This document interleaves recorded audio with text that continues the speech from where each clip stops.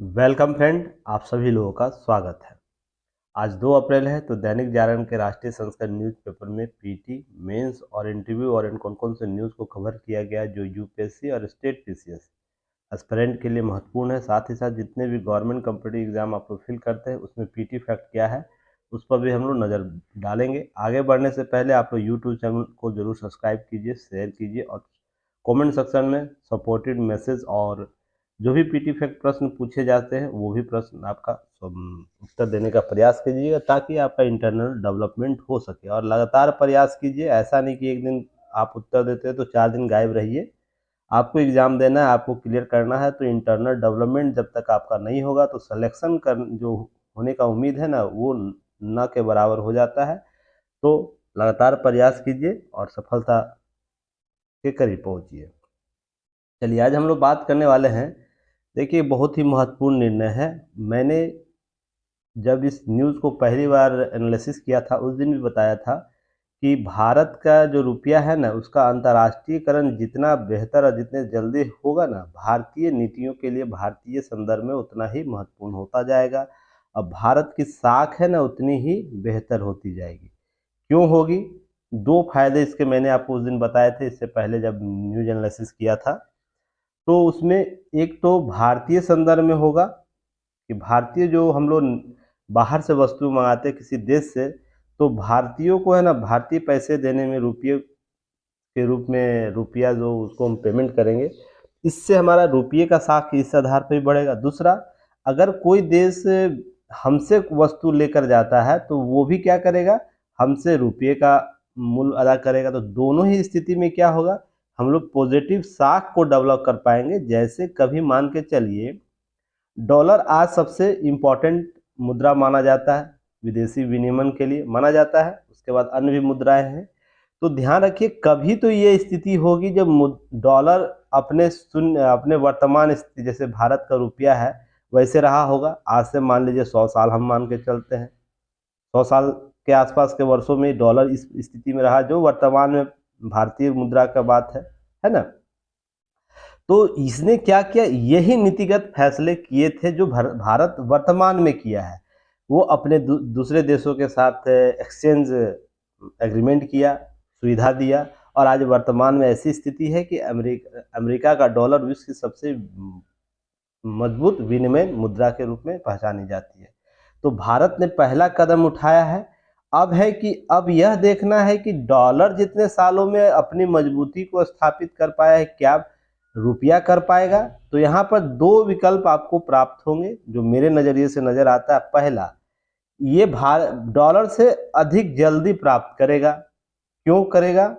मान लीजिए डॉलर को अपनी वर्तमान स्थिति प्राप्त करने में लगभग हम मान के चलते हैं 100 वर्ष लगा है, ठीक ना, मान ही के चलेंगे क्योंकि ये आंकड़ा उपलब्ध नहीं है कब से ये चीज़ें हुई है, इसलिए हम मान के चलते 100 वर्ष इसको लगा होगा। पर भारत क्यों करेगा ऐसा, मैं क्यों कह रहा हूँ, तो 2 चीज़ ध्यान रखिएगा। भारत को कम से कम है ना 40 से 50 वर्ष लगेंगे। अब क्यों लगेंगे, इतना जल्दी यह होगा, तो इसे समझने की जरूरत है। क्यों होगा? क्योंकि 2 चीज़ें आपको स्पष्ट करनी होगी कि वर्तमान में डॉलर के संदर्भ में भ्रम क्या है, ठीक, अमेरिकी नीति क्या है, अमेरिकी नीति क्या है डॉलर के संदर्भ में, अन्य देश क्या विकल्प तलाश रहे हैं, तो बिल्कुल तलाश रहे। तो सभी चीजें है ना आपको समझ में आएगा। जो भी एक्सचेंज रेट में अपनी मुद्राओं को मोटिवेट कर रहा है अर्थात बढ़ावा दे रहा है, उसकी मुद्रा है ना अन्य देशों की तुलना में मजबूत होती जा रही है। तो यहाँ देखिएगा क्यों होगा, 2 कारण इसका समझिएगा। अंतर्राष्ट्रीय बाजार में डिमांड है कि डॉलर का है ना क्या होना चाहिए, सबसे व्यापक और सबसे विश्वसनीय मुद्रा का विकास होना चाहिए। तो भारत उस स्थान को प्राप्त कर सकता है। क्यों? क्योंकि सबसे बड़ा उपभोक्ता जब बनेगा, तो ध्यान रखिए भारत सबसे बड़ा उपभोक्ता देश बनने वाला है, वर्तमान में भी है, पर आने वाले 10 से 15 साल में यह है ना विश्व के सबसे बड़े उपभोक्ताओं के तौर पर जाना जाएगा। यहाँ विश्व की सभी कंपनियां है ना भारत में आएगी और अपने चीजों को एक्सप्लोर करेगी।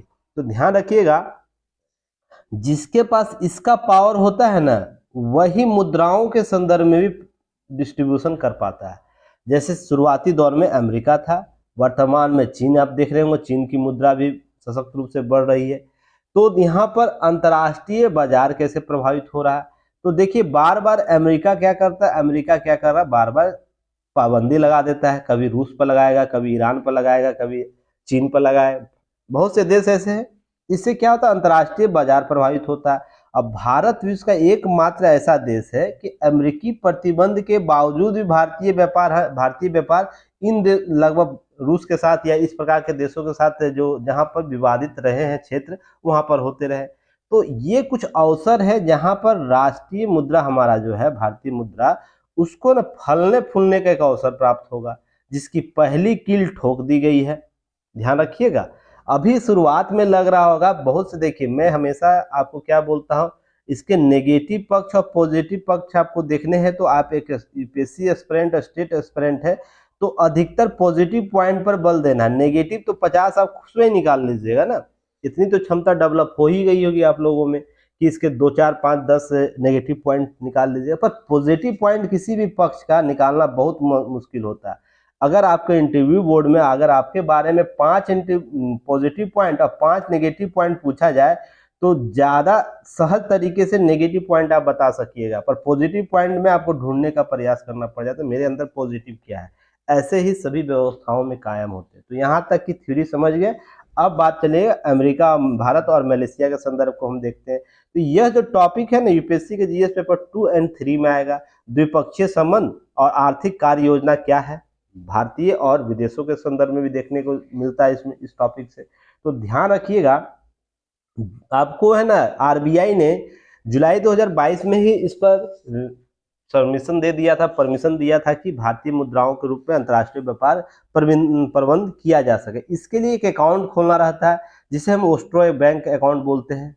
ओस्ट्रो बैंक अकाउंट खाता खोलने की इजाजत दी, जिसमें ध्यान रखिएगा इस अकाउंट के तहत क्या होता है, इस अकाउंट के तहत आपको क्या मिलेगा कि जिसमें घरेलू बैंक विदेशी बैंकों के लिए घरेलू मुद्रा रखते हुए अभी तक सिर्फ रूस और एकमात्र ऐसा देश था जहां खुलेआम भारत के साथ रुपये में कारोबार करने की जोर देता था। अब है कि अन्य देश हो गए, अर्थात हम मान लेते हैं आपको ये देश इंडिया देश हुआ और एक मलेशिया देश हुआ, है ना। तो ये क्या करेगा, भारत के बैंक में कुछ मुद्राएं रखेगा और आपको मलेशिया के बैंक में कुछ मुद्राएं रखेगा।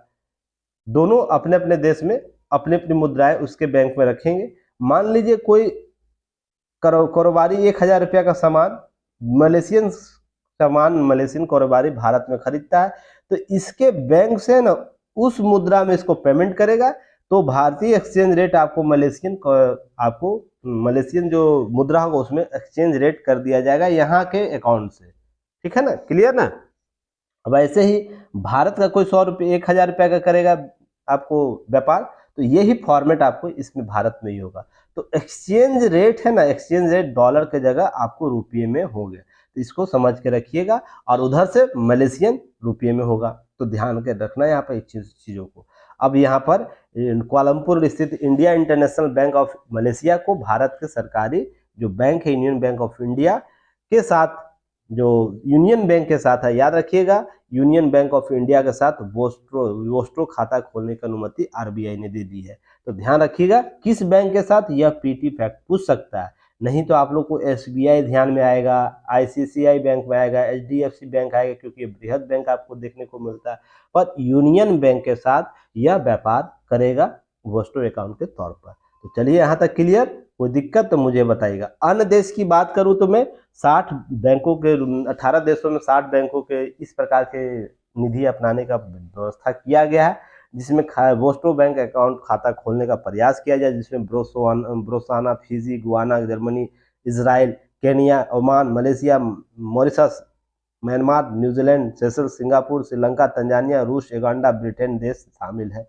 तो यह जब 16 देश में अगर मान लीजिए ऐसी प्रक्रिया समान रूप से चालू हो जाएगी, तो विश्वास मानिए रुपये का मूल्य लगातार वृद्धि होगी, मजबूत होगा। अभी हमारा मुद्रा डॉलर के मुकाबले कम है, ध्यान रखिएगा, अन्य मुद्राओं से मजबूत स्थिति में वो प्राप्त की। हालांकि यह मुद्रा का मामला है, पर डे घटता बढ़ता है, पर अमूमन मान के चले यह डॉलर के मुकाबले कम है, पर अन्य मुद्राओं के अनुपात में भारतीय मुद्रा मजबूत है। तो जल्दी हम उस स्थान को प्राप्त करेंगे, यहाँ तक ध्यान रखना है। नेक्स्ट न्यूज अगर देखना और है तो जुलाई का जाके युक्ति आईएएस के प्लेलिस्ट में जाइएगा, वहां पर आपको वीडियो प्राप्त हो जाएगा। क्लियर? चलिए आगे हम लोग बात करेंगे। देखिए केस स्टडी है, या तो आप लोग को सचेत करने की बात की गई है। मैं लगातार इस मुद्दे पर मुखर होकर बोलता हूं, यहाँ तक कि यूएनओ को ट्वीट किया हूं। यूएनओ के पर्यावरण पर्यावरण जो COP20 सम्मेलन होता है वहां तक को मैं ट्वीट किया इस मामले में, जहां पर मैंने चेतावनी तक दिया हूं क्या कि अगले 200-300 साल तक है ना, अगर हम अगले 10 से 15 साल में अगर ये है ना इस पर कार्य नहीं बेहतर करते हैं, लक्ष्य को है ना निर्धारित करके दुगने रफ्तार से नहीं करेंगे, तो अगले 200 से 300 साल में मानव अस्तित्व खतरा में आ जाएगा। और ध्यान रखिएगा, यह आपको आपके आंख के सामने होता नजर आएगा। क्यों होगा?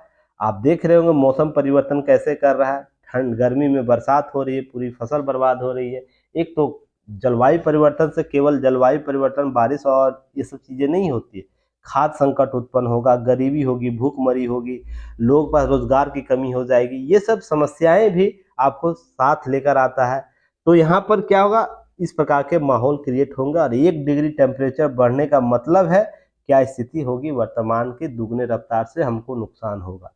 तो इस प्रकार देखिए, आपको हाल ही में एक आंकड़ा भी दिया गया। हाल ही में मैंने आप लोगों को एक लास्ट वीक में ही न्यूज कवर किया ना कि ये 1.5 डिग्री सेंटीग्रेड और बढ़ रहा, तो भारतीय भूमि पर क्या क्या प्रभाव पड़ रहा, जो आपको बारिश हुआ था उस समय लास्ट ही वीक में तो किया गया है एक्सप्लेनेशन, उसे जाके जरूर देखिएगा। सोच के देखिएगा कि यह जो फरवरी माह है ना 1901 के बाद सबसे गर्म आपको रहा है महीना, जो लास्ट फरवरी आपको गुजरा है।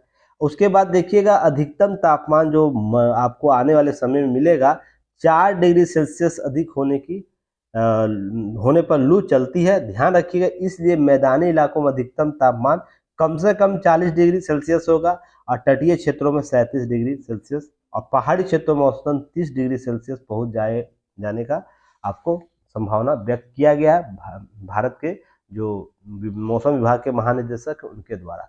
और ये क्षेत्र जो अधिक प्रभावित होंगे, अर्थात कहने का मतलब यह उत्तर प्रदेश, बिहार, गुजरात, ये सब राज्य अधिक प्रभावित होंगे। तो आप है ना जवाबदेह बनिए, सरकार जवाबदेह बने। ये सब समस्याएं आपको यहाँ से प्रश्न पूछा जा सकता है। अगर इस टॉपिक से संबंधित कभी भी प्रश्न पूछे तो आप इन राज्यों के, भारतीय राज्यों के संदर्भ में कुछ आपको डाटा एनालिसिस कर सकते हैं, दे सकते हैं। ठीक है ना, क्लियर? और देखिए हाल ही में मार्च में 7 बार पश्चिमी विक्षोभ की घटना घटी है, जो पश्चिम से आई हवा और उसके बाद क्या की इस क्षेत्र का वातावरण प्रभावित की और बारिश हुआ और भी चीजें घटना हुई, ओलावृष्टि हुई, इस प्रकार से हुई।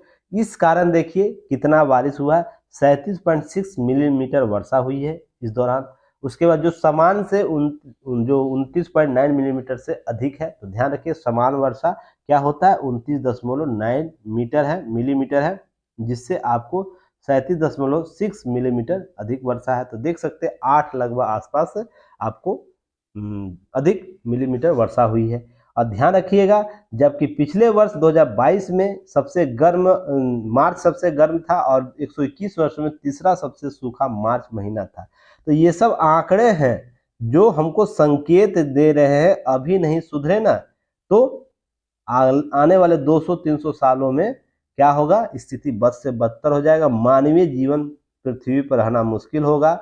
उसके बाद आप कितनी कूटनीतिक चालें चलिए, देश जो है ना अमेरिका चल रहा है, रूस चल रहा है, यूक्रेन के मामले में चल रहा है, भारत चल रहा है, या तो चीन चल रहा है, और भी देश कूटनीतिक चालें चल रही है ना एक दूसरे देश से सर्वश्रेष्ठ होने के लिए, तो वो चालें वहीं पर समाप्त हो जाएंगी जब आदमी को बचाने के लिए आपके पास कोई विकल्प नहीं होगा।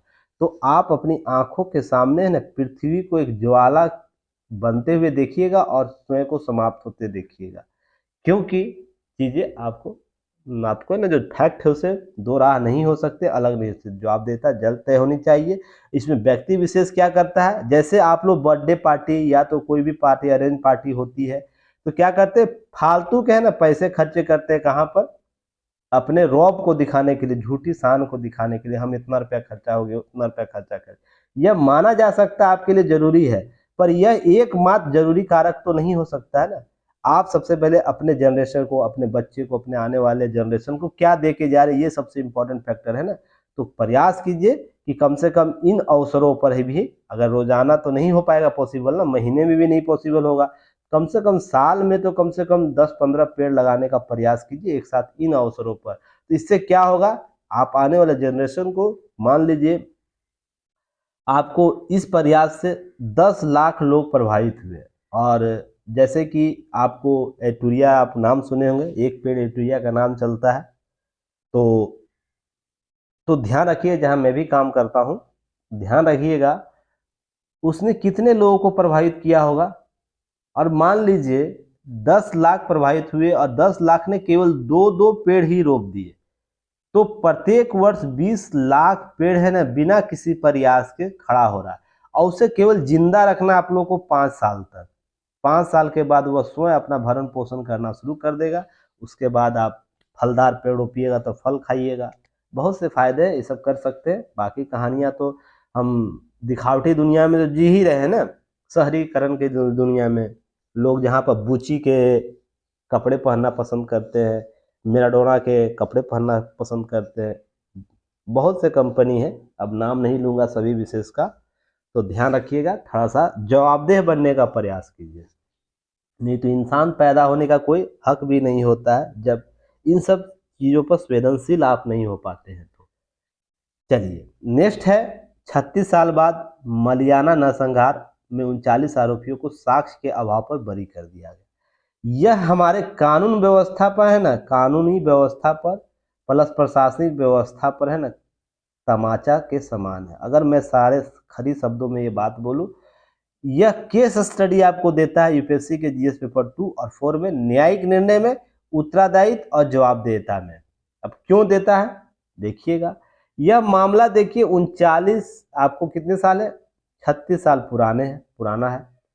तो सबसे पहला कि हमारे न्यायिक व्यवस्था को यह तय करने में लग गया 36 साल कि जो लोग हैं जो आरोपित है वो, उनको पास साक्ष्य नहीं है, ठीक ना। 36 साल लग गया, और ये 36 साल में एक बच्चा जवान होता है और अगले जनरेशन को जन्म दे देता है ना, अर्थात दूसरा जनरेशन स्टार्ट हो जाता है। तो सोच के देखिए हमारी न्यायिक व्यवस्था कैसे कार्य कर रही थी। देखिए साक्ष्य निर्णय आए अलग मुद्दे है, उस पर क्या निर्णय आए वो अलग मुद्दा है, पर हम यहाँ से क्या निकाल सकते हैं अपने एग्जाम ओरिएंट, ये ज़्यादा इंपॉर्टेंट है। आपसे यहाँ से प्रश्न पूछा जा सकता है, यह बहुत विवादित प्रश्न है न्यायिक प्रशासन पर कि न्याय में देरी लगती, न्याय में देरी होती है तो न्याय सदृश नहीं दिखता। ये बार बार कोटेशन आपको सुनने को मिलता होगा।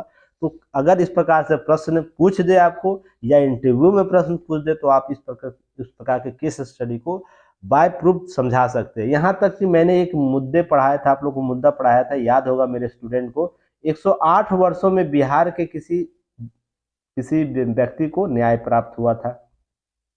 इसका 3rd जनरेशन इसका न्याय लेने आया था। सोच के देखिए 3 जनरेशन ने हमारी न्यायिक व्यवस्था पर अपना, मान सकता हूँ 1947 के पहले स्थितियां दूसरी थी, पर 47 के बाद तो स्थितियां बदल गई ना। एक आपको और मामला में केस स्टडी में पढ़ाया था, याद होगा कि एक है ना, कोई एक कर्मचारी थे जिनकी नियुक्ति होनी थी, वो टॉप रैंक में थे, पहला रैंक में थे, पर किसी कारणवश उनकी नियुक्ति नहीं हुई, तो उन्होंने 38 साल बाद आपको, जब उनका रिटायरमेंट हो गया, 62 साल हो गया, तो है ना उनको न्याय प्राप्त होता है। अर्थात इन्होंने 23 साल में है ना आपको के आसपास रहे होंगे, इससे अधिक देखिए 23 अगर आंकड़ा में 23-24 का भी लेकर चलो तो यह कितना साल का हो जा रहा है, सोच के देखिए 42 साल हो जा रहा है ऐसे ही। पर मुझे याद अभी रिकॉल नहीं है एक्चुअल कितना डाटा था, पर इतने के आसपास जरूर था वो डाटा कि वो अपनी जवानी में फॉर्म भरते हैं, नौकरी प्राप्त करते हैं, रैंक लाते हैं 1 रैंक एग्जाम में, और उनकी नियुक्ति तक नहीं होती है, रिटायरमेंट के बाद उनको ना न्याय प्राप्त होता है। तो सोच के देखिए हमारी न्यायिक व्यवस्था यह तय करने में असफल हो जाती है कि न्याय है ना, न्याय सदृश होनी चाहिए। तो सोच के देखिएगा। दूसरा, प्रशासनिक मामले को हम देखें तो प्रशासनिक मामले कैसे पुलिस प्रशासन काम करता है, पुलिस सुधार की बात की जाती है, ऐसे हालात उस समय भी थे, ऐसे हालात आज भी है। जो सबुद्ध सबुद्ध या जो प्रबुद्ध जो लोग होते हैं, जो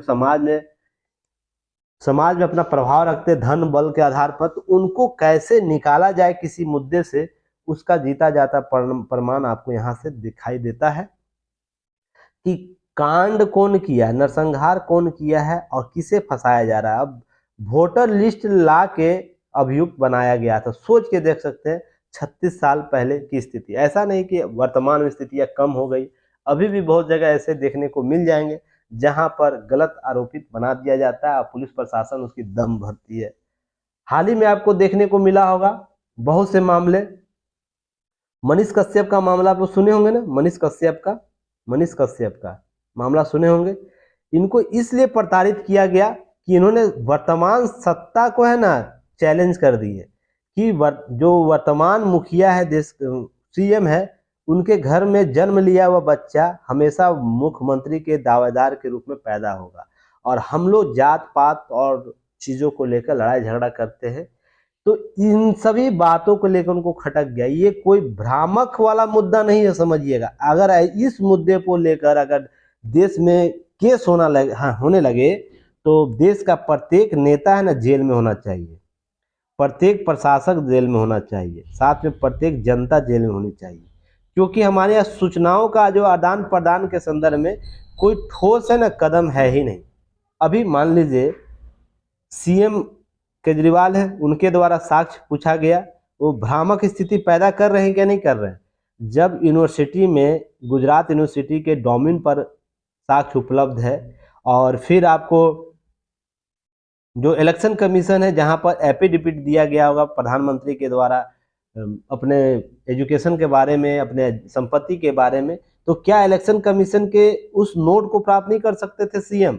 पर उन्होंने दाव खेला कि हम सूचना आयोग के पास जाएंगे और सूचना आयोग अगर जवाब नहीं देगी, क्योंकि उनको पता है कि सूचना आयोग इस प्रकार के जवाब नहीं देती है, तो यहाँ पर क्या करेगा, उसके बाद वो सुप्रीम कोर्ट जाते हैं और सुप्रीम कोर्ट उनको लताड़ लगाते हैं, उन पर जुर्माना लगाती। तो ये भ्रामक स्थिति फैलाना है या नहीं है कि रास्ते हमको लक्ष्य प्राप्त करना, मान लीजिए एक ऑब्जेक्ट है, इसको प्राप्त करना है, हमको रास्ता ये पता है, सीधा रास्ता ये है, पर हम इस रास्ते को प्राप्त करने के लिए घूम के ऐसे आ रहे हैं और जनता को, देश की जनता को भ्रामक तौर पर प्रभावित कर रहे हैं, तो क्या इन पर केस नहीं बनता? तो ऐसे मान लीजिए हजारों नेता है ना हमारे देश में जो भ्रामक स्थिति को पैदा करते, उन पर जेल होना चाहिए।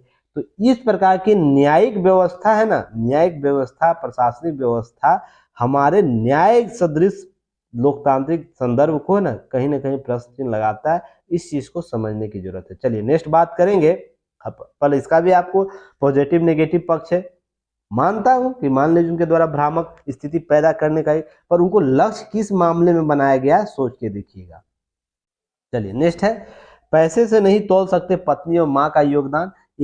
ये आपको एक बार स्टडी कर ली, इसमें कुछ खास नहीं है मुझे बताने के लिए, आप लोग अंडरलाइन किया हुआ एक बार इसको देख लीजिएगा किन मामलों में ऐसे बातें की गई। और ये हकीकत है कि जो पत्नी होती है और माँ होती है, बहन होती है, उसका कार्य घर में या उनका योगदान है ना, उसको मूल्य से नहीं तोला जाता, अर्थात रुपये से नहीं तोला जा सकता, किसी संपत्ति से नहीं तोला जा सकता है।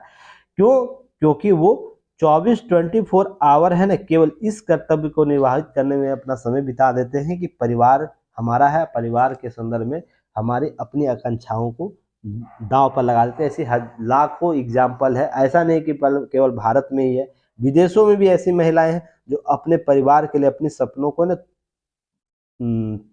ना हत्या कर देती, गला घोट देती है। यह लाखों एग्जाम्पल है, तो ये सब चीजें आप स्वयं समझ सकते हैं, तो इसको देख लीजिएगा। अब देखिए प्रधानमंत्री पर पढ़ा लिखा होना जरूरी है, केजरीवाल। मैंने कल इन पर एक ट्वीट किया है, आप लोग जाके मेरा ट्विटर हैंडल देख सकते हैं। इनको बोला मैं, चचा वाह चचा बहुत बेहतर है, आपकी इस थ्योरी से ना तो प्रत्येक विधायक को और प्रत्येक सांसद को ना पहले पढ़ा लिखा होना चाहिए, क्योंकि हम नेता चुनते हैं, कि कौन नेता को? विधायक और सांसद को, न कि पीएम और सीएम को हम लोग चुनते हैं। कभी भी पीएम और सीएम का चुनाव होता है? आपको पहले ज्ञान अर्जित करना होगा कि हमारे पास वैधानिक और वैधिक परिभाषाएं कैसी है। अगर हम विधायक और सांसद चुन रहे हैं, उसका नेता बहुमत दल का नेता होगा आपको लोकसभा में और राज्य की विधानसभाओं में, आपको उसका नेता होगा और वही देश का पीएम और राज्य के स्तर पर सीएम होता है। तो प्रधानमंत्री पढ़ा लिखा होना चाहिए, उससे पहले आपको ये बात करनी चाहिए कि विधायक पहले पढ़ा होना चाहिए, उसके सांसद पढ़ा होना चाहिए। एक बात तो पहले इसको आपको क्लियर करना चाहिए कि अब मान लीजिए ये स्थिति उत्पन्न हो भी गया कि हम पढ़ा लिखा चुनेंगे, तो ऑटोमेटिक जो पढ़ा लिखा विधायक और सांसद होगा उसमें नेता जो चुना जाएगा वो भी पढ़ा लिखा होगा। और यह भी तय कीजिए कि पढ़ा लिखा प्रधानमंत्री पीएम के लिए या तो सीएम के लिए, ठीक ना, मानक क्या होंगे पढ़ाई का, ये भी तो तय करना होगा ना, कि केवल ग्रेजुएशन का डिग्री चाहिए, कि केवल एमए का डिग्री चाहिए, कि पीएचडी का डिग्री चाहिए, या स्पेशल कोर्स हमें करवाइएगा उनको तो जाके वो प्रधानमंत्री बनेंगे। तो इस प्रकार के ना लाइमलाइट आने वाले कॉन्सेप्ट जो हैं आपको बचने चाहिए, इस पर आपकी राय स्पष्ट होनी चाहिए। और रही बात संवैधानिक संदर्भ की, संविधान में क्या बोला गया है, संविधान में ऐसी अपेक्षा नहीं की गई है कि जो हमारा प्रतिनिधि होगा ना वो पढ़ा लिखा होना चाहिए, खास डिग्री का होना, उसे केवल साक्षर होना चाहिए, ऐसी बात की गई है। अब यहाँ पर इनके द्वारा बोला जा रहा है, या आपके मन में भी उठेगा कि 75 साल बाद ऐसी स्थिति आनी चाहिए कि प्रधानमंत्री हम ऐसे चुने जो पढ़ा लिखा होना चाहिए। इनका थ्योरी जो दिया जा रहा है कि पढ़ा लिखा प्रधानमंत्री होता तो क्या होता कि, कहाँ गए चीज लिखे, जीएसटी लागू नहीं होता, और फिर उसके बाद नोटबंदी नहीं होता, फलना बहुत सी चीजें बात की जा रही है। तो एक बात मुझे बताइए, ठीक ना, आपातकाल लगा था ना इंदिरा गांधी के काल में, उसमें जो राष्ट्रपति थे क्या पढ़े लिखे नहीं थे, अनपढ़ थे? तो ये कभी थ्योरी बता सकता है ये अधिकार राष्ट्रपति को यह नहीं करा पाया कि इस आपातकाल को रोक सके, ऐसी बात, ठीक है। आपको बहुत से ऐसे कार्य गतिविधि देखने को मिलेगा कि पढ़ा लिखा होकर भी कार्रवाई आपको बेहतर तरीके से नहीं कर पाता होगा, जो एक समान रूप से लोग कर लेते हैं। जैसे आप देखते होंगे जितने भी देश में आपको होम एज है, ओल्ड होम एज है, उनमें कौन लोग जाते हैं? अनपढ़ परिवार के लोग जाते हैं या पढ़े लिखे बच्चों के माता पिता जाते हैं? तो इस आधार पर कभी भी यह आकलन नहीं किया जा सकता है कि कोई व्यक्ति का कर्तव्य, कोई व्यक्ति का कार्य उसके पढ़े लिखे होने का सबूत हो सकता है। मैंने एक ट्वीट पहले भी किया था कि यह जरूरी नहीं कि शासन कौन कर रहा है, यह जरूरी नहीं है। जरूरी यह है कि भारत का सिरमौर वर्तमान में क्या है। सिरमौर कहने का मतलब ऊंचाई का किस स्थान पर है। मैंने ये ट्वीट किया था, इसका अर्थ यह होगा, इसका एग्जाम्पल ऐसे सुन सकते हैं, एमबीटी का नाम सुने होंगे, मोहम्मद बिन तुगलक का नाम सुने होंगे।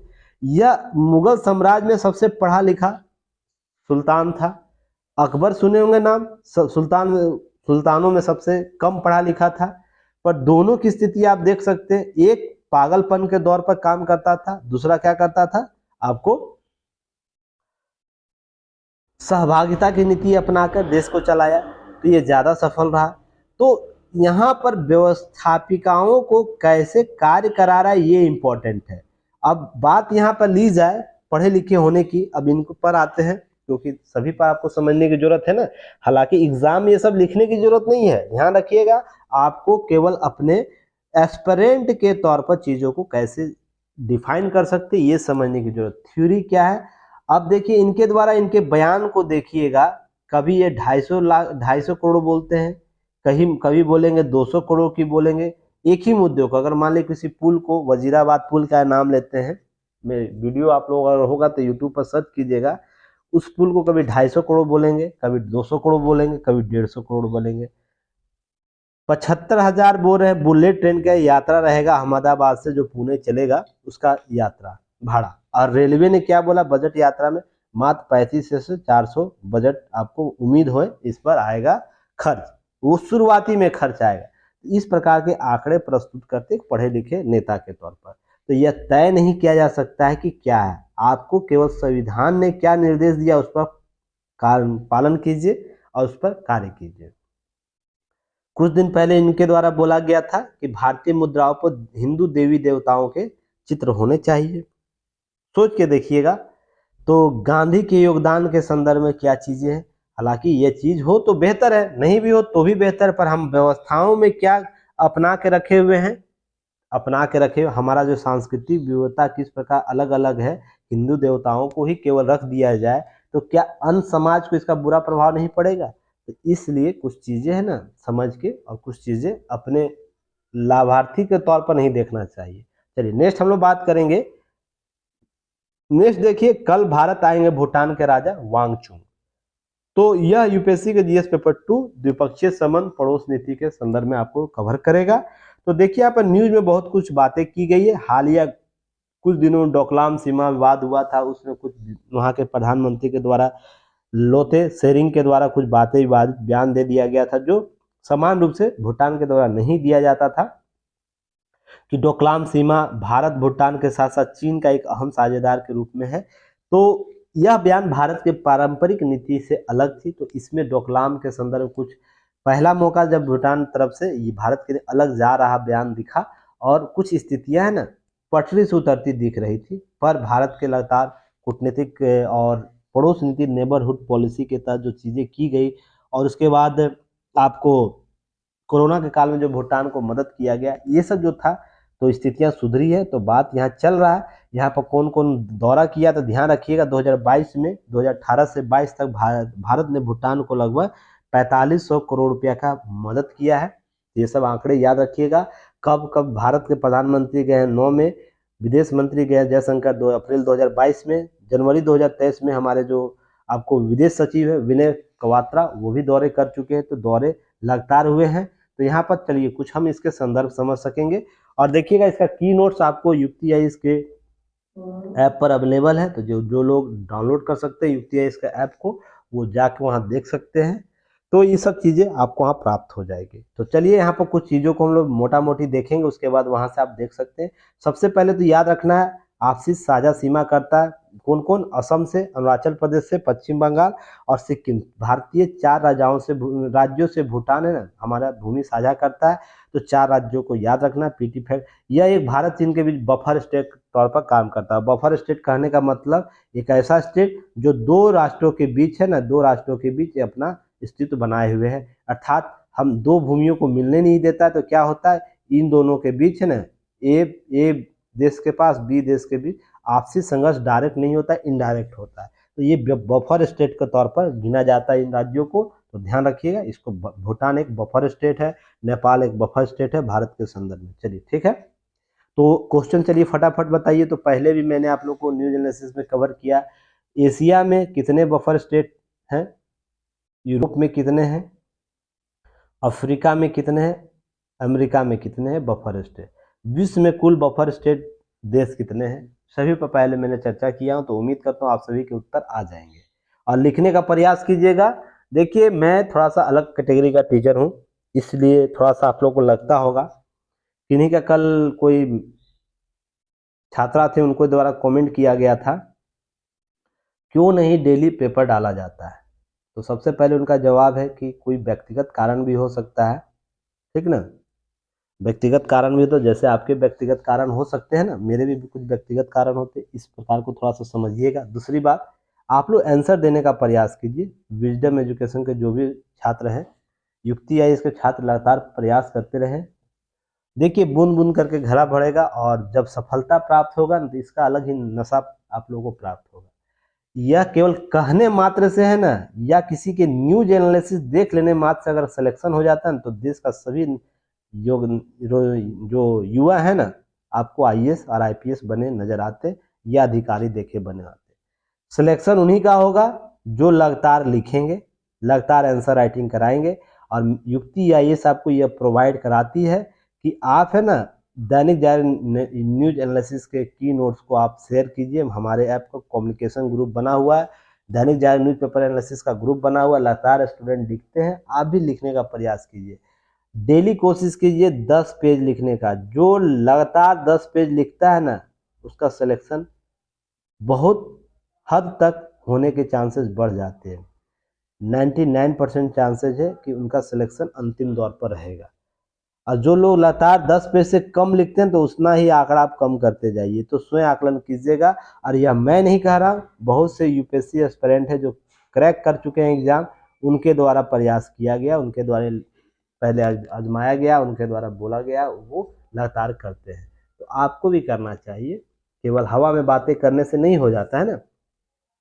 अगर रिस्पॉन्सिबिलिटी मेरी लेना चाहते हैं तो आप भी अपना रिस्पॉन्सिबिलिटी योगदान कीजिए, तभी सभी कार्य सही से होंगे। एक हाथ से कभी ताली नहीं बजती है, दो हाथ बहुत ज़रूरी है, नहीं तो ताली एक हाथ से कभी बजती नहीं है। तो अगर आप लोग भी मैसेज कीजिएगा तो मुझे भी मोटिवेशन कभी कभी मिलेगा, और भी मैं कार्य जो मेरे नेसेसरी वर्क है जहाँ तक होगा मुझसे टाल कर ही न्यूज एनालिसिस करके ही जाऊंगा।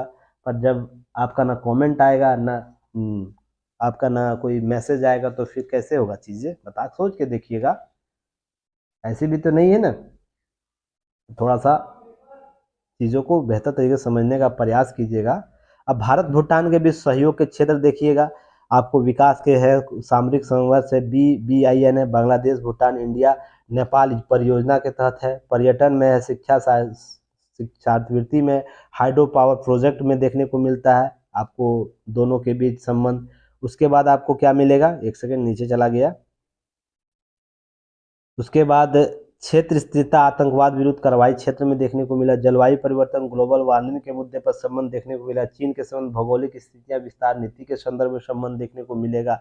एक बफर स्टेट के रूप में भूटान जो है भारत के लिए क्यों महत्वपूर्ण है, यह चिकन नेक कॉरिडोर रक्षा के लिए भारत चीन के रक्षा संबंध कार्य करता है। अर्थात आपको मैंने अभी मैप भेजा होगा, तो यहाँ पर भूटान आपको नजर आएगा, छुटकी को भूटान, तो ये क्या करता है, भारत का जो चिकन नेक है आप उसको बचाता है, और चीन है ना चाहता है कि भारत के पूर्वोत्तर क्षेत्रों को तोड़ने का, तो इसी चिकन नेक का है ना प्रयोग करना चाहता है वो। तो भूटान यहाँ पर है, तो ध्यान रखिएगा, इसलिए महत्वपूर्ण हो जाता है। और यह 22 किलोमीटर सिलीगुड़ी कॉरिडोर या चिकन नेक लगभग 22 किलोमीटर भूमि के संकीर्ण खंड से जुड़ा हुआ है, इसलिए इम्पोर्टेंट हो जाता है। तो ध्यान रखिएगा, चिकन नेक गले का जो सिर और गर्दन के बीच जो स्थिति है, धड़ के बीच का जो स्थिति है, चिकन नेक के संदर्भ में उसे देखा जाता है। अब ध्यान रखना है, पश्चिम बंगाल स्थित जो उत्तर पूर्वी राज्यों शेष भारत से जोड़ता है, कॉरिडोर दोनों नेपालों के बीच, बांग्लादेश के बीच देरी करता है, ये सब चीज़ें आपको देखने को मिल जाएगी। डोकलाम गतिरोध में क्या है, डोकलाम गतिरोध में भारत भूटान सामरिक महत्व फिर से स्थापित हुए। भारत भूटान द्विपक्षीय संबंध हम देखते हैं कि द्विपक्षीय संबंध 1949 से हस्तांतरित मित्रता और सहयोग के साथ चल रहा है। एक दूसरे के आंतरिक हस्तक्षेप न करने का आह्वान किया गया, शांति और स्थापित करना है। 2007 में संशोधन किया गया। और ध्यान रखिएगा, भूटान भारत से हालांकि विदेश नीति मार्गदर्शन करने पर सहमति व्यक्त की, और दोनों देशों के बीच विदेशी रक्षा मामलों पर एक दूसरे के निकटता संबंध है। अर्थात भूटान के रक्षा संबंध को हम लोग बेहतर तरीके से एब्जॉर्ब करते हैं, उसे सहयोग प्रदान करते हैं, विदेश नीतियों में भी करते हैं। ध्यान रखिएगा, राजनयिक संबंध 1968 में थिम्पू में भारत के विशेष कार्यालय स्थापना के साथ स्थापित होता है। तो ध्यान रखिएगा, आपको राजनयिक संबंध कब स्थापित हुए भूटान के साथ, तो 1968 याद रखिएगा। यहाँ पर दूतावास की स्थापना की गई थी, उसके सीमा सुरक्षा, सड़क प्रबंधन, ये सब बातें हैं जो संस्थागत विकास, राजनयिक तंत्र, सभी चीज विकास किए गए हैं, उस पर क्षेत्र बनाए गए। ये सब आपको की नोट्स में मिल जाएगा, इसलिए फटाफट चीज़ों को कवर किया जा रहा है।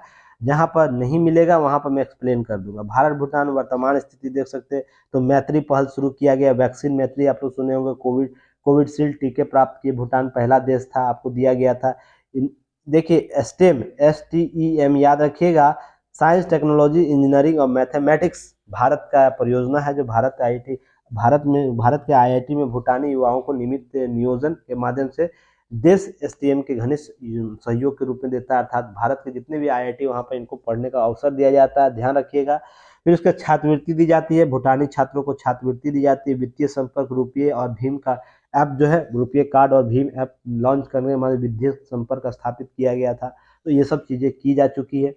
स्टार्टअप इकोनॉमिक इकोसिस्टम डेवलप किया जा रहा है, साथ ही साथ ई पुस्तकालय परियोजना किया जा रहा है। भारत भूटान उपग्रह, जिसमें नवंबर 2022 में Bhutan SAT ground station Thimphu में Bharat Bhutan SAT ground station स्थापित किया गया। ये सब कार्य किया गया भूटान के क्षेत्र। अन्य महत्वपूर्ण क्षेत्र के बारे में बात करें तो आर्थिक महत्व है। भारत भूटान व्यापार परागमन समझौते 1972 में किया गया, जो हम लोग एक दूसरे से आते जाते हैं ना, तो परागमन, आउट और इन वाला जो कॉन्सेप्ट होता है, हमारे नागरिक उनके देश में जाएंगे, उनके नागरिक हमारे देश में आएंगे, तो उसके लिए समझौता 1972 में हुआ। साथ भारत भूटान सबसे बड़ा व्यापारिक भागीदार है, अर्थात भूटान का जो सबसे बड़ा व्यापारिक भागीदार कौन है, भूटान है।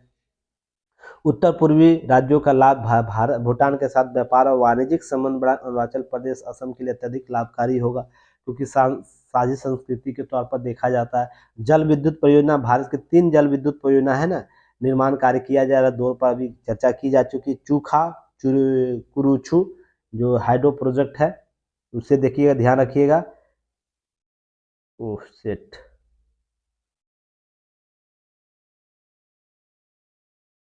उसके बाद आप लोग को नेबरहुड पॉलिसी याद रखनी चाहिए। नेबरहुड फर्स्ट पॉलिसी जो है भारत का, उसे भी याद रखना चाहिए, क्योंकि यह पॉलिसी जो है भारत के गुजरात सिद्धांत के आधार पर आधारित है, जिसमें यह बोला गया कि भारत अपने सभी पड़ोसियों के साथ मैत्रीपूर्ण संबंध और पारस्परिक रूप से क्या करेगा, लाभप्रद संबंध स्थापित करने करेगा। भारत नेबरहुड पॉलिसी के तहत क्या करता है, स्थिरता और समृद्धि के पारस्परिक लाभप्रद जन्मोन्मुख ढांचे विकास इत्यादि का कार्य करता है। तो नेबरहुड पॉलिसी भी आप लोग को याद होनी चाहिए।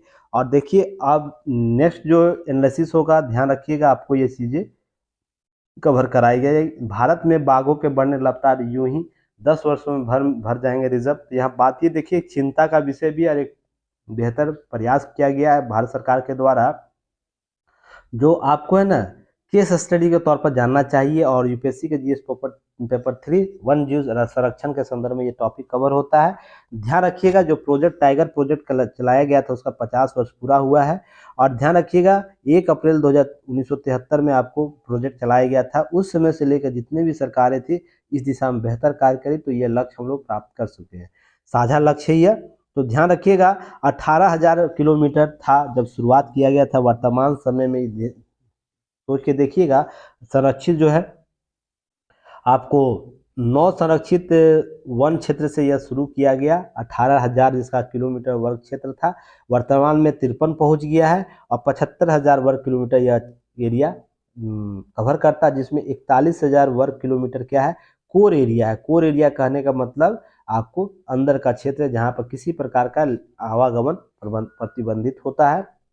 अब 2018 में यह गणना लगभग 2967 के आसपास थी। यह आंकड़ा जो है वर्तमान में अभी आपको देखे तो इस स्थिति पर बढ़ी हुई है। ध्यान रखिएगा 2967 2018 के आंकड़े के अनुसार लगातार वृद्धि हुई है। इस आंकड़े को देखिएगा और ध्यान रखिएगा। आपको यहाँ पे एक चिंता का व्यक्त किया गया है, जिससे हम लोग देखेंगे। देखिए हर साल अगर बाघों की कुनबे की अगर 180 नए बाघ जुड़ जाते हैं, अर्थात हर साल 180 नए बाघ औसतन जुड़ते हैं, तो अगले 10 वर्षों में यह संख्या 5,000 हो जाएगी। जो बढ़ती जो बाघों की बढ़ती आबादी और बेहतर प्रबंधन के लिए वन जीव के समक्ष क्या करेगा, एक मंथन शुरू कर दिया, क्योंकि एरिया कम हो जाएगा। ध्यान रखिएगा ना, एरिया कम हो जाएगा। अगर यहाँ बात की जाए, अगर हम मान लीजिए बावजूद इसके बढ़ने की रफ्तार को अगर हम कंट्रोल नहीं करते, या तो इसका प्रबंधन बेहतर नहीं करते, या अतिरिक्त हम क्या करेंगे, अतिरिक्त वन जीव क्षेत्र या कोर क्षेत्र को डेवलप नहीं करेंगे, तो यह क्या अन्य समस्याओं को उत्पन्न करेगा।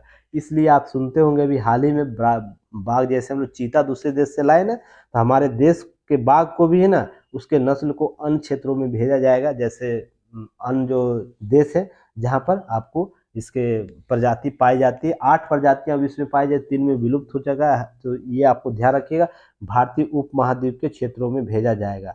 तो यह म्यांमार से लेकर आपको थाईलैंड तक के क्षेत्र में जाएगा। तो ये सब चीज़ें आपको ध्यान रखना, सरकार को ऐसे कदम भी उठाने चाहिए जिससे इसके जीवन को बचाया जा सके, अतिरिक्त क्षेत्र को। ध्यान रखिएगा मध्य प्रदेश अव्वल रहा है बाघ के संरक्षण में। 2018 के आंकड़े में मध्य प्रदेश 526 बाघ है, 524 बाघ कर्नाटक में दूसरे स्थान पर, 442 बाघ के साथ उत्तराखंड तीसरे स्थान पर। याद रखिएगा 2014 में 408 बाघों के साथ कर्नाटक अव्वल रहा था। इसे भी आप लोग को याद रखना, ये सब आंकड़े।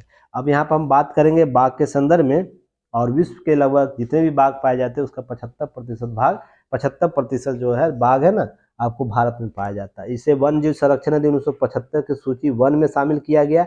इससे संबंधित की नोट्स आपको पहले भी अपलोड किया जा चुका है कि UPIS के ऐप पर, तो आप जाके वहाँ विजिट करके देख सकते हैं। और अंतर्राष्ट्रीय प्रकृति संरक्षण अधिनियम IUCN लाल सूची, रेड लिस्ट सूची में जारी किया है, जिसे लुप्तप्राय श्रेणी के संदर्भ में माना जाता है। वन्य जीव अभ्यारण्य जो लुप्तप्राय प्रजातियां हैं या सिटीज और ये सब पहले भी चर्चा हुआ है, जाके एक बार देखिए। IUCN यह होता है जिसमें हम विश्व के अन्य जीव वन्य जीव है ना उसको संरक्षित करने के लिए, प्राकृतिक संरक्षण प्रदान करने के लिए एक लिस्ट जारी करते हैं।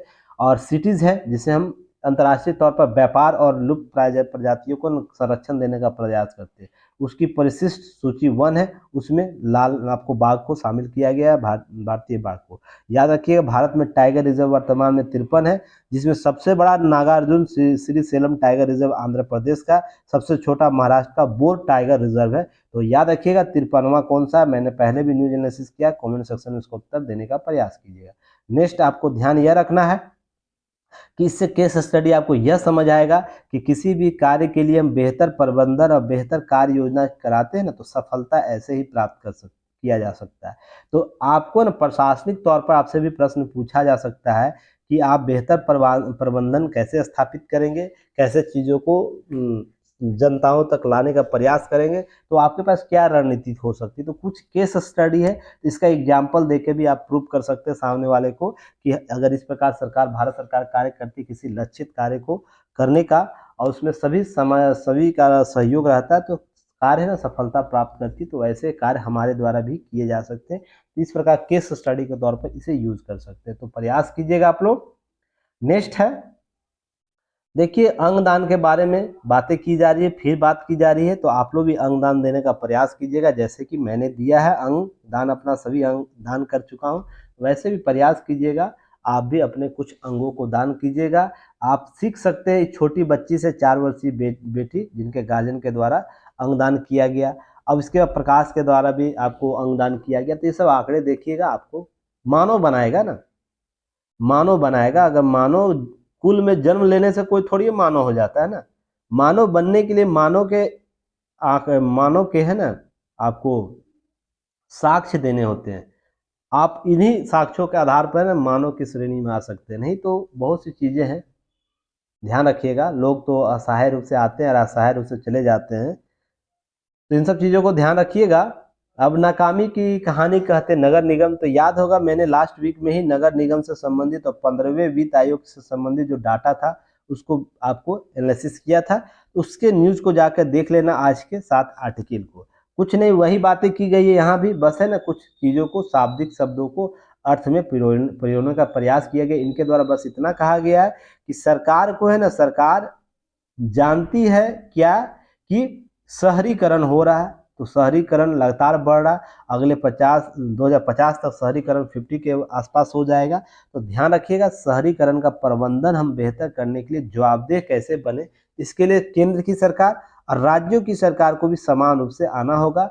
साथ ही साथ अगर शहरों में हम कब्जे की बात करें, जो क्षेत्रों में कब्जा होता है, अर्थात जैसे रोड पर कब्जा आपको देखने को मिलता है, कोई कॉलोनियों में कब्जा देखने को मिलता होगा, तो ये बिना शासन प्रशासन के मिली भगत से नहीं हो सकता है। इसकी भी बात लेखक कहता है, तो यह एक पक्षीय तौर पर चीज़ों को स्पष्ट कर रहा है। इसे आप लोग देखने का प्रयास कीजिए, समझने का प्रयास कीजिए। और लास्ट वीक में मैंने इससे संबंधित न्यूज एनालिसिस को कवर किया है, तो उस वीडियो को जाके आप लोग देख सकते हैं। इसके अतिरिक्त कुछ नहीं है, बस ध्यान रखिएगा जीएसटी संग्रह, इस आंकड़े को लिख लीजिएगा क्योंकि यह आपको काम देगा आने वाले समय में। बस क्या करना, प्रत्येक माह का नहीं लिखना है, बस याद रखिए विगत 2 वर्षों में संग्रह किस रूप से हुआ है। इसको है ना, जैसे आप अप्रैल में लिख सकते हैं, अप्रैल और सितंबर का आंकड़ा दिया इसे लिख लीजिएगा। और या तो आप फिर आपको इस तरीके से लिख सकते हैं, जैसे आपको जैसे अप्रैल माह में हमारा वित्तीय वर्ष शुरू होता है, और आपको लास्ट दिसंबर का भी लिख सकते हैं, ध्यान रखिएगा। उसके बाद शीर्ष 5 राज्यों का राजस्व ये अगर हम बात करें तो कर्नाटक सबसे ज़्यादा है 22,695 करोड़, गुजरात आपको गुजरात, तमिलनाडु, हरियाणा, तो इनके आंकड़े को लिख लीजिएगा। तो ये चीज़ें आपको ध्यान रखिएगा, ये सब चीज़ें आपको ध्यान में रख के कवर करना है। अब ध्यान रखिएगा 18 लाख करोड़ रुपये का कुल संग्रह रहा वित्तीय 2022 के संदर्भ में, तो लगातार आपको जीएसटी संग्रह हो रहा है और 22% बढ़ा है यह पिछले वित्त वर्ष के दौर में, तो ये लगातार और भी बढ़ेगा। तो ये आंकड़े बस रखने हैं, ध्यान रखिएगा, जब कहीं भी प्रश्न पूछे उस आंकड़े को यूज कर सके।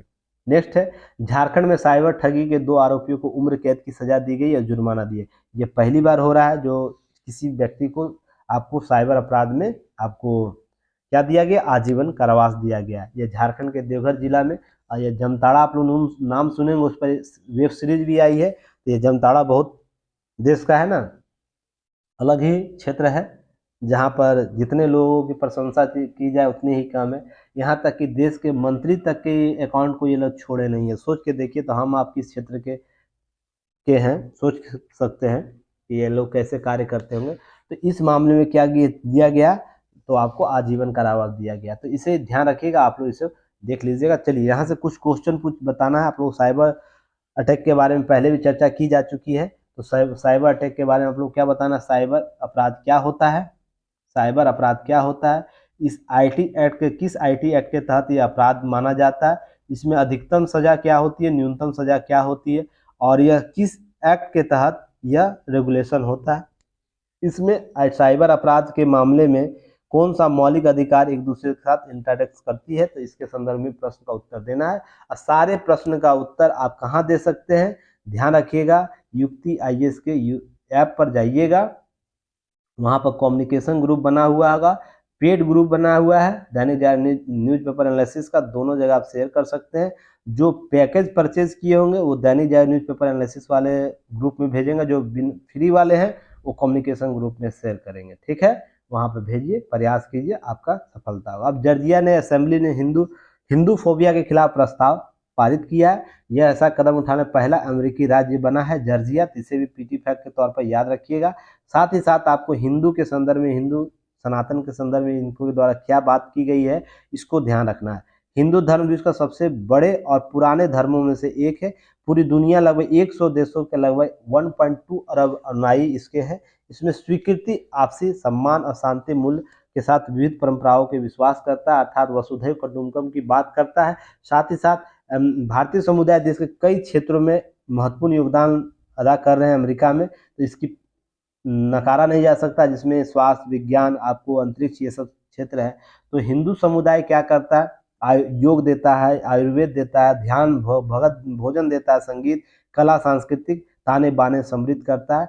तो इस प्रकार के शांति प्रिय जो धर्म है, जो सनातन है, जो सत्य की खोज की और लोगों को ले जाता है। और आप देखते होंगे, आप याद होगा, मैंने कभी चर्चा किया था, यूरोपियन महिला है ना, यूरोपियन महिला भोग विलास की जिंदगी को छोड़कर भारतीय क्षेत्र के अन्य क्षेत्रों में जा जाके क्या कर रहे हैं, सनातन से संबंधित प्रविधियों को सीख रहे हैं और अपने बच्चों को, अपने अपने वर्गों को उनकी इस संस्कृति से अवगत करा रहे हैं। ऐसे धड़ल्ले से लोग आ रहे हैं भारतीय हिंदी संदर्भ में चीज़ों को सीख रहे हैं, जिसमें मथुरा क्षेत्र बहुत प्रबुद्ध रूप से, गुजरात क्षेत्र आपको देखने को मिलेगा।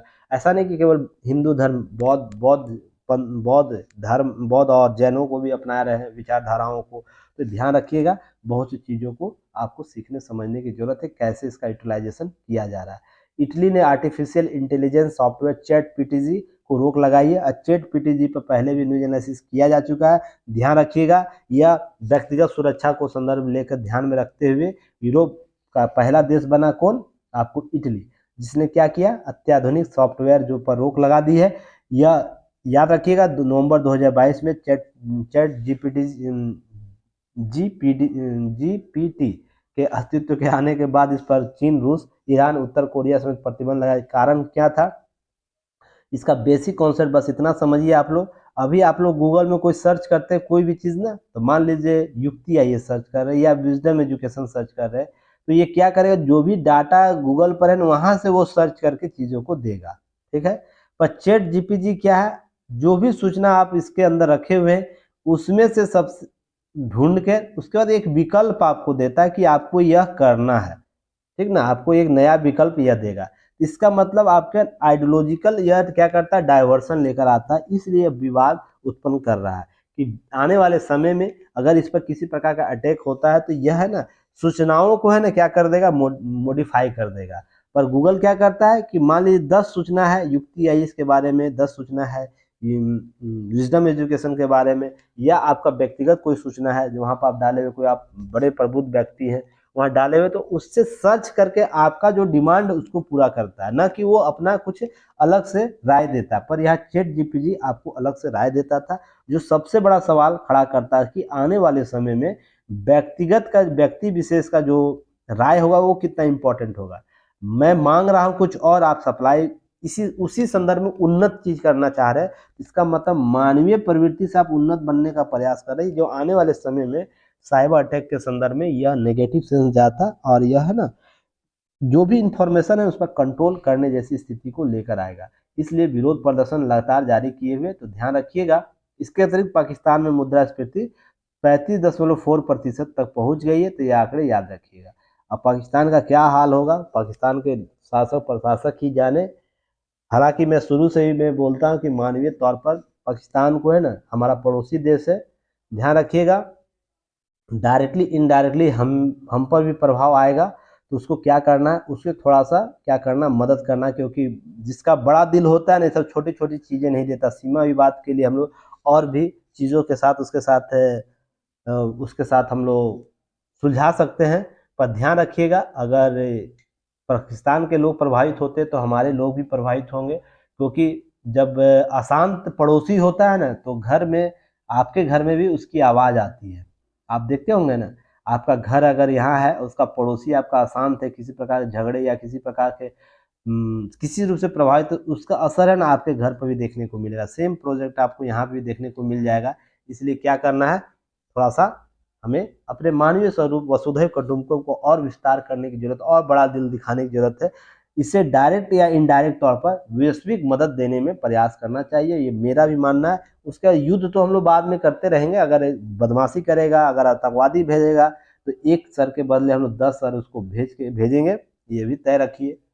तो वो अलग मैटर है। वर्तमान में जो समस्या है, विश्व इसे बेहतर तरीके से नहीं समझ पा रहा है, या मदद करने में बहुत से बार्गेनिंग की चीज़ें हो रही। जनता क्या करना है कि भारत को क्या करना है, भारत अपना आपका है ना, आपको कूटनीतिक चाल से हट, कूटनीतिक जो नीतियां होती सभी देशों का, उससे अलग होकर मानवीय व्यवहार करना। क्योंकि कोविड जैसे दौर में हम लोग मानवीय व्यवहार किए थे, या हाल ही में तुर्की में आप लोग देखे होंगे, हमारा विरोधी रहा है फिर भी हम लोग से मानवीय व्यवहार किए थे। तो पाकिस्तान के साथ भी उसका हक बनता है कि मानवीय स्तर पर उसका सहयोग और समर्थन हमारे देश के शासक प्रशासक करे। तो यह चलिए एक पक्ष है, इसे भी देखेंगे हम लोग। फिर कल मिलते हैं नए न्यूज एनालिसिस के साथ, तब तक के लिए धन्यवाद, जय हिंद। फिर हम लोग चीज़ों को देखेंगे, और ध्यान रखिएगा आपको जाके युक्ति या इसके प्लेटफॉर्म पर चीज़ों को देखना है, समझना है, और चीज़ों को एक्सप्लेन करके वहाँ पर लिखना है। कमेंट सेक्शन में अपना उत्तर देने का प्रयास कीजिएगा, और बेहतर रिजल्ट आपका आएगा, विश्वास रखिए, क्योंकि ये आजमाया हुआ तरीका है। ऐसे ही चीज़ों को ध्यान में रखिए। चलिए, जय हिंद।